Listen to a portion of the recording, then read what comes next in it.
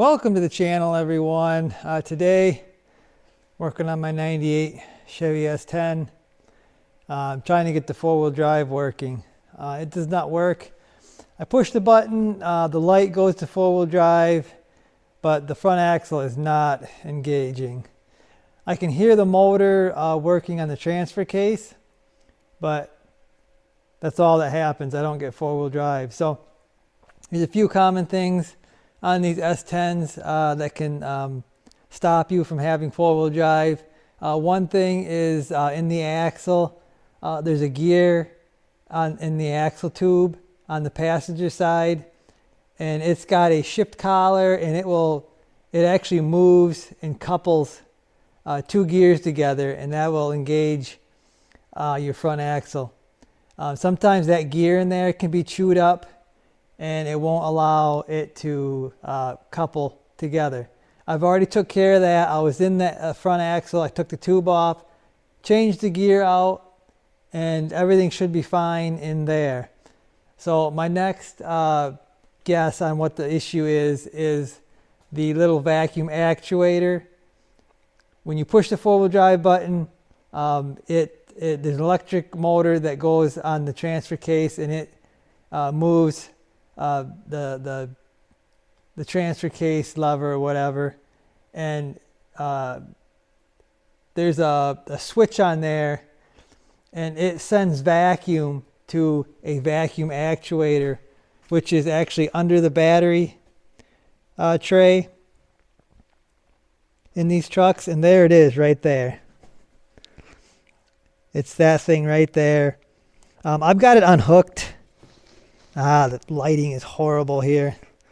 I've got it unhooked here. This goes in here, and it's locked by this little clip here.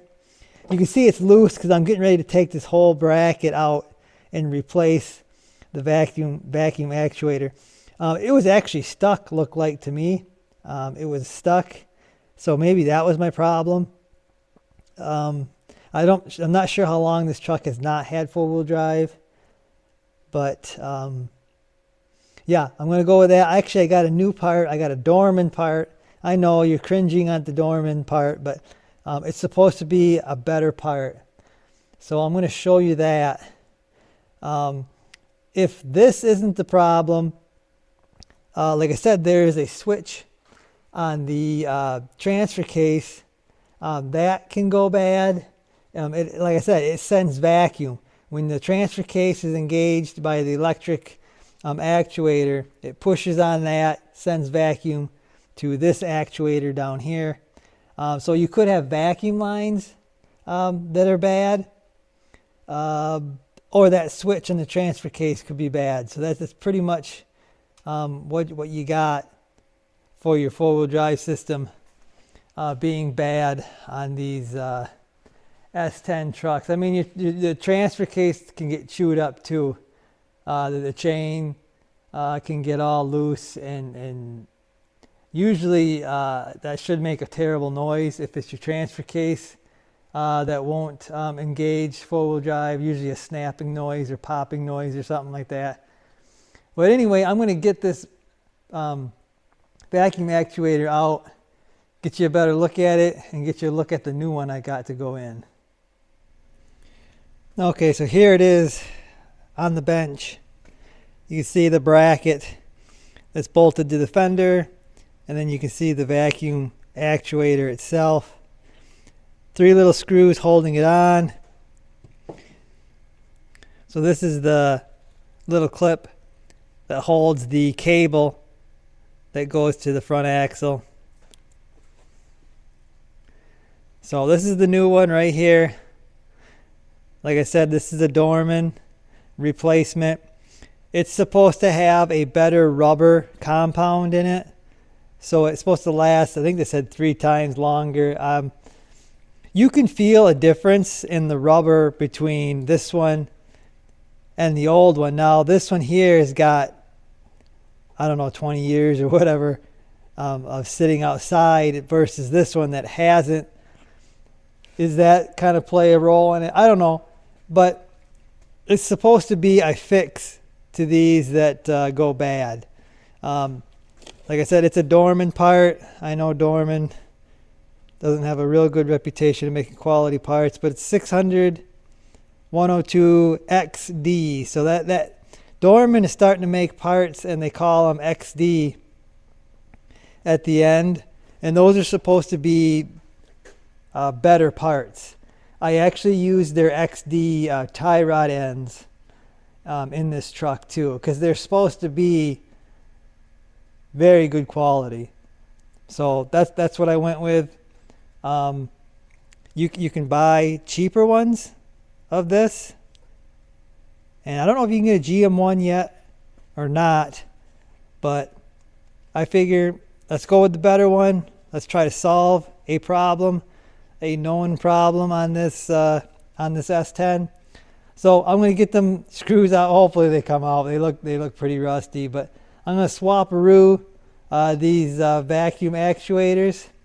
And I actually was in here waiting for the heater to shut off, and I cleaned out all the mud and stuff that had leaves and stuff that had gotten down in there. Guys, clean your stuff up when you see that kind of stuff. It's only going to benefit you to clean that up. Also, there's a couple grounds under here, and whenever I see a ground when I'm working on something, I like to take it off, clean it up, and trust me, you will thank yourself for cleaning grounds, because bad grounds can cause all kinds of problems that are very, very hard to diagnose. So anytime I see a ground that's that's kind of dirty, I'll clean it up, and that'll pay for itself in the long run. But anyway, I'm going to swap this actuator, get her back in there, and yeah, the vacuum lines, from what I can see, doing a quick inspection, they look pretty good. So I don't think it's a bad vacuum line.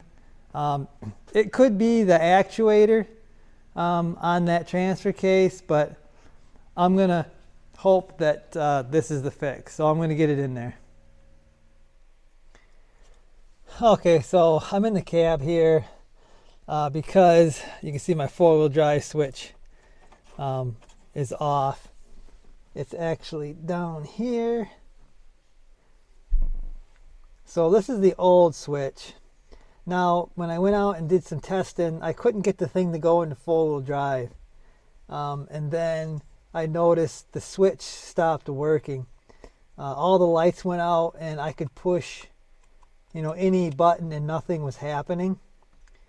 So, yeah, there's something wrong with this switch. It should never stop working. So I've got a new one here. This is actually a Dorman, and you can see it's a little different. It's got a little darker 4x4. Actually, I think it looks better. Of course, it doesn't have 20 years of age on it either. The buttons actually feel better. I like the feel of the buttons better on this new one. So we'll see. Anyway, the switches, I compared these switches. The plugins are the same. And yeah, I'm going to plug this one in. I'm going to plug it into the plugs there. I'm going to snap it into my dash, and then go for another test drive, I guess, and we'll see. Okay, so there it is installed. I know my shifter's in the way here, but there it is. The light is actually way brighter than the other one was. Yeah, I don't know if you heard that or not, but I hear the transfer case engaging and disengaging. So hopefully this switch will stay working. I don't know why it wouldn't. There must be something wrong in this old switch causing it not to work. So yeah, hopefully it's going to work. I'm going to run it for a little while, and I guess I'll come back with an update.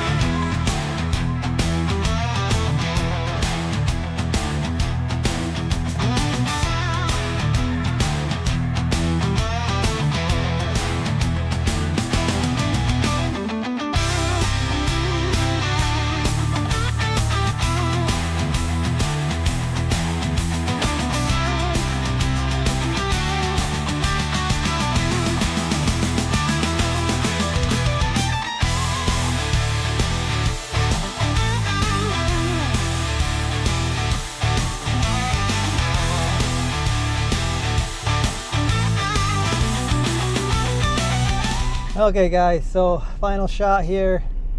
There's no way I would have been able to get through most of that without four-wheel drive. So four-wheel drive appears to be working. Excellent. No issues here. Some of that I went through, again, I don't see myself getting through that in two-wheel drive, no matter what kind of tires you have or what tire pressures you're running. This is pretty slippery snow, so I believe I got her all sorted out. Four-wheel drive is now working. See I don't know if you can see that or not, but the light's on there. It goes in and out when I push the buttons. I actually haven't tried low range. I'm not sure. I've only had my trucks in low range maybe a handful of times in my lifetime. Generally don't use low much at all, but four-wheel drive high, been in that quite a bit. So yeah, I guess that's gonna do it for this one. Hopefully this will help some people out. Maybe they're trying to diagnose their four-wheel drive on one of these. There's not a ton of things it can be. It's usually pretty simple. Just a little time to kind of diagnose, but yeah, I guess that's gonna do it for this one, guys. I'll see you.